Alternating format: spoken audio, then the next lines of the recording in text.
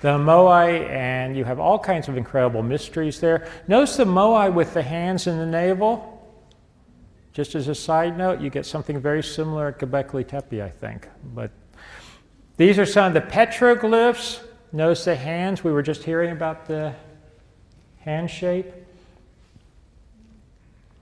And you have comparisons. These are just some comparisons between Easter Island Petra and Göbekli Tepe. But what you have on Easter Island, which is really very strange and mysterious, is this so-called indigenous, what's an indigenous script, indigenous something. This is a modern reconstruction on a monument outside the governor's office, but the Rongo script. Have people heard about that? It's on wooden tablets, only about 24, 26 or so. People argue about the authenticity of some of them.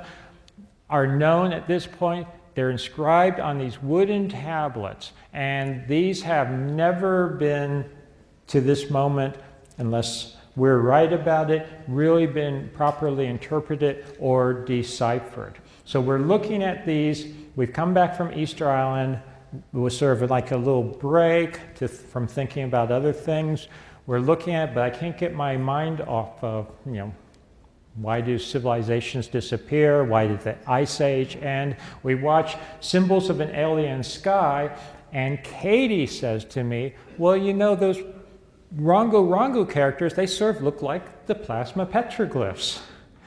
And we're starting to look at them, and I've got to say, I tend to be skeptical about things at first. And I say, well, I didn't even want to watch it again. I mean, no insult to you. But I'd seen Symbols of an Alien Sky before. I found it really interesting, but she insisted, we should watch it again. Good to relax the brain. And here we're looking at this, and these are Rongo glyphs. You see them there? This is another one here, another one here. And we believe that as you start looking at this, you get the same imagery, you get the same forms very consistently. I've got to say that, it's just been crazy, the diverse interpretations, the very varying, disparate, trying to interpret Rongo. If you look at the literature about it, which I've read all of the literature I can get my hands on, I'm not finding any of it convincing, but it does make sense to me that these glyphs record or were inspired by these plasma configurations. And I just throw this, not throw it in, this is another thing. It has been suggested by Tony Peratt and his group that the Nazca lines may record. Well, he didn't really get into the glyphs, the huge glyphs on the surface that you have there, but you start looking at these, we're looking at Rongo. There's a petroglyph of Easter Island with the hand symbol, and you have that Nazca too. I'm wondering, does this all start to tie together, again, as a unifying theme? You look at other aspects of this, and I realize what time it is, so I'm paying attention to time, but you look at other aspects of this, for instance, some of the legends, and I can't go into this great detail, but Easter Island, there's a legend. I want to read this. In the days of Roko Hitau, the sky fell. What are they referring to by the sky falling? It fell from above onto the earth. The people cried out, the sky has fallen in the days of King Roko Hitau. He took hold, he waited a given time, the sky returned, it went away, and it stayed up there again. So could this be referring to plasma changes in the sky?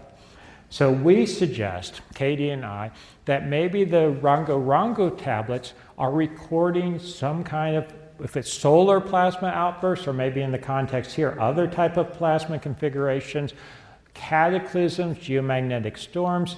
Could it be recording this? In fact, when you look at the glyphs, they seem to, in many cases, morph from one form to another, as if they're recording like a film, different configurations in the sky. We suggest that maybe it's what we could call scientific text, or at least the original ones. Like anything, some of this could have been lost later, it could have been reused, it could have been tried to turn into some type of language later, but I'm suggesting for the origin of these glyphs. Could it be that they're recording some kind of plasma events?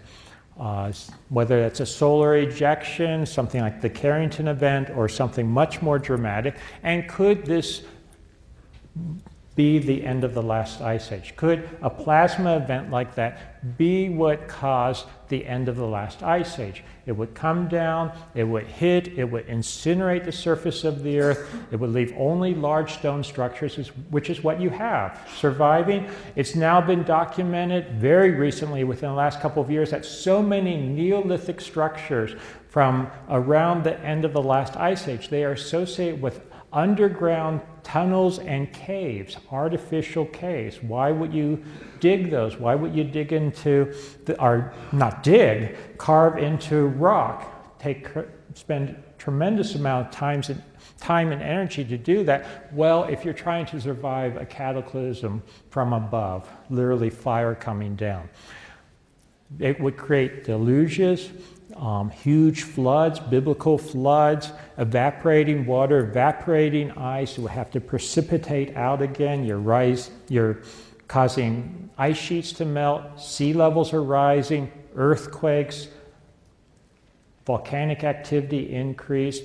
You find around the world, and I just mentioned this, a couple of examples, for instance, Easter Island, these low, thick stone houses. They're almost like fallout shelters or protective shelters. Also, even on Easter Island, they used the artificial caves heavily. Give you just an example. You have things like Mesa Verde, I don't know, were they just under cliffs for the fun, or was that? In some cases, I'm not saying all of this would go back that far, but is it a collective memory? Is it a memory that you have to protect yourself for what may come in the future? Back to Göbekli Tepe, were they seeking to protect themselves? Was this plasma coming down? Was it literally burning, incinerating? Did they want to protect this structure? I throw it out there. And could this be the cause of the great rains, ultimately, that eroded the Sphinx? Could it push this all back? The geology does not deny that it could be that old. It's compatible. And again, Perrott and his group have questioned the date. Well, as I said, here I'm suggesting that maybe at least one of these major events, because there may have been more than one, could have been at 9700 BCE by conventional dating. I realize not everyone accepts the conventional dating here, and that this could have wiped everything out. And I've got 2 more slides, because I know I'm running out of time. Could it happen again? This is something that people ask me. This was published in Astronomy and Astrophysics. Similar things have been published in Nature, for instance. So again, this is good conventional peer review. In this case, we're looking at a reconstruction of solar activity. This is the end of the last ice age. So incredible mood swings, if you would, of the sun, and very high solar activity, and it sort of declines. This is a end of the last ice age, 7,000 or so BCE, declines. We have lull. Notice that we're ramping up again. In the last century or less, there's a lot of indication things are happening, things are getting active again. So I would say be prepared, although I'm not, I don't want to be overly dramatic, but who knows? If something hits tomorrow, you heard it here, right?